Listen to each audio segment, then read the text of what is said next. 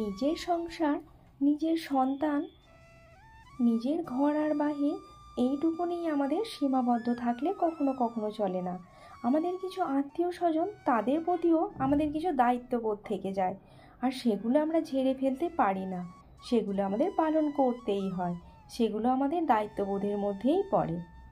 আমি কাজল, blog by কাজলের নতুন একটি ব্লগে বড়দের প্রণাম জানাই আর ছোটদের স্নেহভরা ভালোবাসা।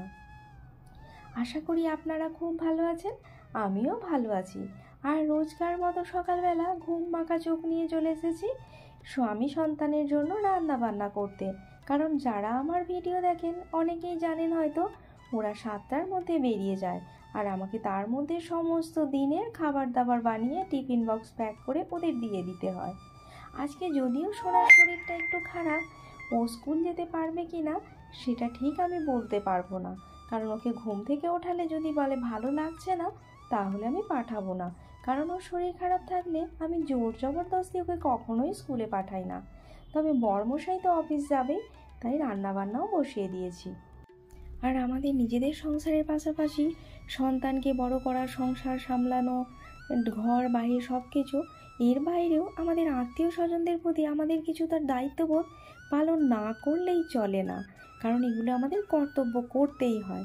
সেই রকমই আমার এক আত্মীয়, উনি এখানে ডাক্তার দেখাতে এসেছিলেন, আর যাওয়ার সময় ভুলবশত এয়ারপোর্টের সমস্ত প্রেসক্রিপশন ছেড়ে চলে গেছেন। যাই হোক, পরে ওনারা ওখান থেকে মেল করার পর আমি এই প্রেসক্রিপশনগুলো এয়ারপোর্ট থেকে রিসিভ করে নিয়ে এসে আমার কাছে রেখে দিয়েছিলাম। কিন্তু যেহেতু আমি গ্রীষ্মের ছুটিতে বাড়ি যেতে পারবো না, তাই ওনাদের ওই প্রেসক্রিপশনগুলো আমাকে পাঠিয়ে দিতে হবে। কারণ ওনাদের ডাক্তার দেখানোর প্রয়োজন আছে, আবার হেলথ চেক আপেরও প্রয়োজন আছে। তাই তো যাই হোক, সেই জন্য ওগুলো কুরিয়া করার খুব দরকার। বর্মশাই 2 দিন নিয়ে গিয়েছিল, কিন্তু কুরিয়া করতে পারেনি। তাই আজকে আমি নিজেই যাবো ওগুলো কুরিয়া করার জন্য। তো কথা বলতে বলতে আমি বেরিয়ে পড়েছি ওগুলো প্যাক ট্যাক করে নিয়ে কুরিয়া করার জন্য। আমার রুম থেকে 80 মিটার মতো দূরে এখানে একটা কুরিয়া সেন্টার রয়েছে, ওখানেই করব। আর কথা বলতে বলতে চলেও এসেছি ওখানে। কুরিয়া করে দেওয়ার পর চলে এসেছি। সোনার যেহেতু পেটটা বেশ ভালো নেই, তাই ওকে একটু ডাব খাওয়াবো বলে চলে এসেছি। আর এখানে ডাব খাওয়ার পরে জানেন, ওই ভেতরের যে নরম শ্বাসটা থাকে, ওই মালাইটা নাকি শরীরের জন্য খুব ভালো। তো ওই জন্য যে দাদা ডাব কেটে দিচ্ছিল, ও সোনাকে বললো মালাইটাও খেয়ে নাও। এমনিতে নইলে আমি পেটের গন্ডগোল হলে মালাইটা খেতে দিই না ওকে। তো বললো না ভালো ওটা, তাই ওকে ওটাও কেটে দিল, আর সোনা ওটা খাচ্ছিল। আর ওই দিদিভাইও ফোন করেছিল, মানে দাদাভাইয়ের প্রেসক্রিপশনগুলো ফেলে রেখে গিয়েছিল ওটা পাঠিয়ে দেওয়ার জন্য। যাই হোক, পাঠিয়ে দিতে পারলাম, তাই নিজের খুব ভালো লাগলো। জানেন তো, এই দায়িত্ববোধগুলো পালন করতেই হয়। তারপরে রুমে ফিরে চলে এসেছি, আর আমার সংসারের কাজকর্মও সেরে নেব। আর এই যে আমার বাড়ির নতুন সদস্য, ওর নাম আমি দিয়েছি মিঠি। মিঠির জানেন মনে হচ্ছে খুব গরম লাগছিল, তাই ওকে একটু স্নান করাতেও চলে এলাম। জানি না ও আমার কাছে এসেছে 20 দিন মতো, স্নান করানো উচিত হলো কি না। আপনারা যদি কেউ জেনে থাকেন অবশ্যই কমেন্ট করে জানাবেন। তো আমি যখন স্নান করাচ্ছিলাম জানেন, ওইভাবে ডানা মিলে আরও জল দিতে বলছিল মনে হয়। তো যাই হোক, বেশি ভেজালাম না। তারপর আমি ওকে শুকনো কাপড় দিয়ে মুছে আবারও ওকে ছেড়ে দিয়েছিলাম ঘরের মেঝেতে, কিন্তু ওখানে আর থাকলো না, ও ওর জায়গাতেই চলে গেল, মানে ওকে যেখানে আমি রেগুলার রাখি। আর জানেন, এখন মিঠি বেশ ভালো পোষ মেনে গেছে। ওকে আমি যদি ডাকি মিঠি বলে, ও সাড়া দেয়। আমার বেশ ভালোও লাগে, মনে হয় ও যেন আমার আরেক সন্তান। এরপর যথারীতি সংসারের সমস্ত কাজকর্মগুলো করে নিয়ে সোনাকে খাইয়ে দাইয়ে দিয়ে ওকে একটু পড়তে বসিয়েছিলাম, কারণ ওর সামনে পরীক্ষা চলে এসছে। আর সন্ধেবেলা সোনাকে একটু গান করতে বসিয়েছি। তো আপনারা শুনুন ও কেমন গান করে।